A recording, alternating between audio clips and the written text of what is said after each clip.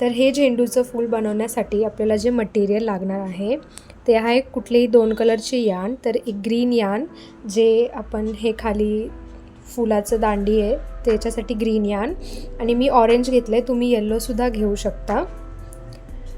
Caesar, 2.5 mm hook आणि सुई. तर ग्रीन यान घ्यायचा आहे आणि स्लिप नॉट बनवायची आहे. स्लिप नॉट बनवल्यावरती आपल्याला 17 चेन करायचे आहेत. 1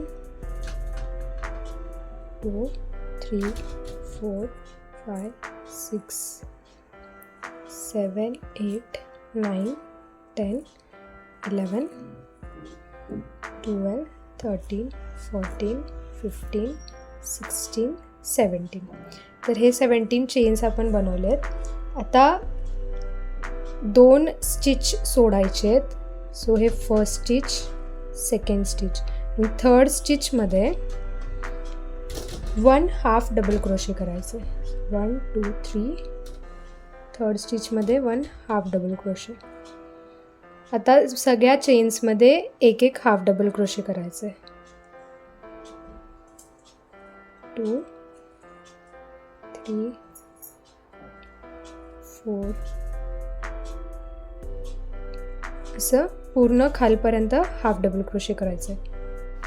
तर हे मी पूर्ण खालपर्यंत हाफ डबल क्रोशे केले. तर हे असं दिसणार. आता चेन 2 करायचे. 1 2.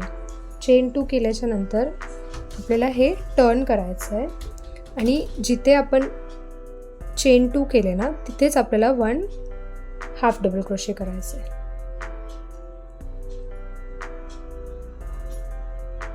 आता परत प्रत्येक स्टिचमध्ये आपल्याला 1 हाफ डबल क्रोशे करायचं आहे.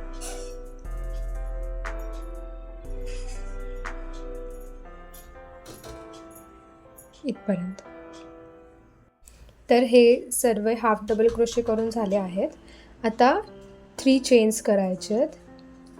3 चेन केल्यावर परत टर्न करायचं आहे आणि जिथेच चेन्स केले होते तिथेच एक डबल क्रोशे करायचं आहे.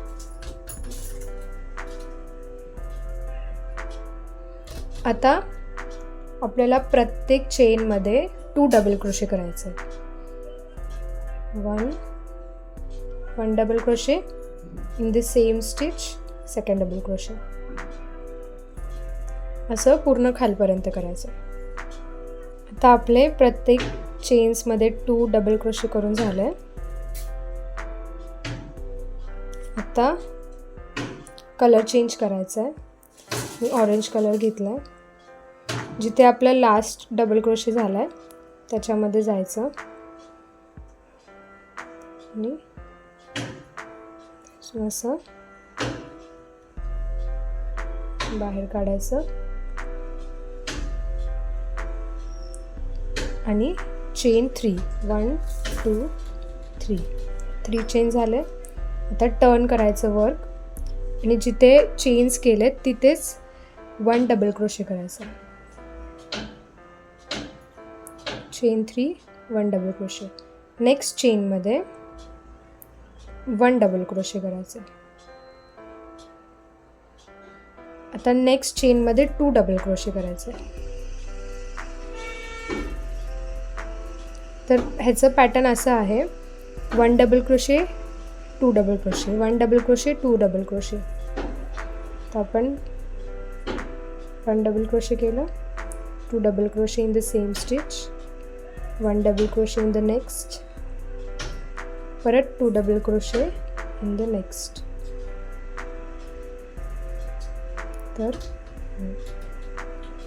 2 डबल क्रोशे केलं इथे, 1 double crochet 2 double crochet 1 double crochet. हे पॅटर्न पूर्ण खालपर्यंत आपल्याला रिपीट करायचं आहे. हे आपलं करून झालं आहे. लास्टला 2 DCs येतील. आता चेन 8 करायचे. 1 2 3 4 5 6 7 8 चेन्स केले की टर्न करायचं आणि जिथे हे चेन्स केले होते तिथेच एक 1 डबल क्रोशे करायचं. आता चेन 4 3 4 आणि जिथे हा डबल क्रोशे केलाय तिथेच परत डबल क्रोशे करायचं. तर हे असं V स्टिच येईल. परत चेन 4 4 नेक्स्ट स्टिचमध्ये 1 डबल क्रोशे, परत चेन 4 आणि सेम स्टिचमध्ये अजून एक डबल क्रोशे. हे आलं परत V शेप. तर असं आपल्याला अर्ध करायचं आहे, म्हणजे लास्टचे 12 स्टिचेस आपल्याला ठेवायचे आहेत. परत चेन 4 आणि नेक्स्ट चेनमध्ये 1 डबल क्रोशे, परत चेन 4 आणि सेम स्टिचमध्ये डबल क्रोशे. रिपीट करायचं हे पॅटर्न. हे मी आता ते पॅटर्ननी हे केले. आता हे 12 काउंट करायचे इथून. 1 2 3 4 5 6 7 8 9 10 11 आणि 12. तर शेवटच्या 12 स्टिचेसमध्ये आपल्याला काय करायचं आहे, यार्न ओव्हर स्टिचमध्ये आपल्याला टाकायचं आहे आणि हे फक्त बाहेर काढायचं आहे, बस एवढंच. परत नेक्स्ट ह्याच्यामध्ये जायचं आहे, बाहेर काढायचं. असं पूर्ण 12 स्टिचेसमध्ये आपल्याला करायचं आहे. असं थोडंसं ओढायचं.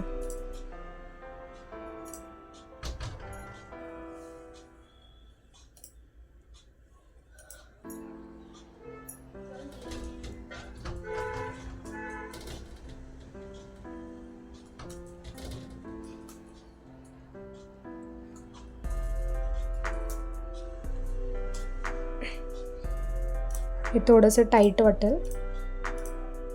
आपल्याला 12 स्टिचेसमध्ये करायचं आहे.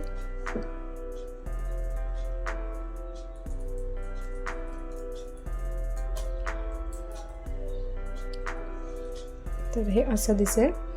आणि मग यार्न ओव्हर आणि हे पूर्ण जेवढे पण लूप्स आपल्या हुकवरती आहेत ना त्याच्यातून आपल्याला काढायचं, हळूहळू काढायचं.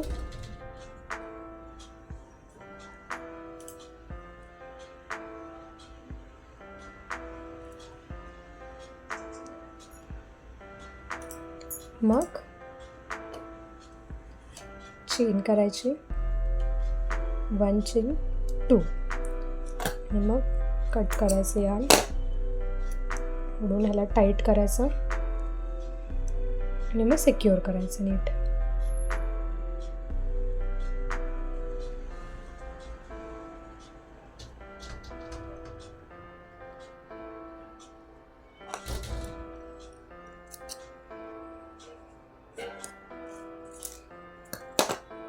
तर हे आपलं झेंडूचं फूल झालं. आता आपल्याला व्यवस्थित असं गोल करायचं. स्टार्टिंगला असं करायचं, नंतरून खालून फिरवायचं,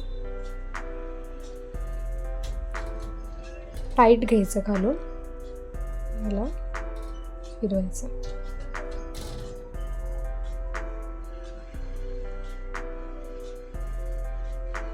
तर हा फूल आपला रेडी झाला आहे. तुम्ही इथे ग्लू लावून पण ह्याला सिक्युअर करू शकता, नाहीतर हे असं गोल गोल करून नीडलनी सिक्युअर करू शकता यार्ननी तुमच्या. आणि हे फूल रेडी आहे.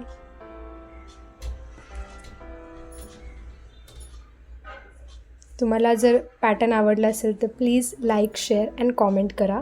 बाय.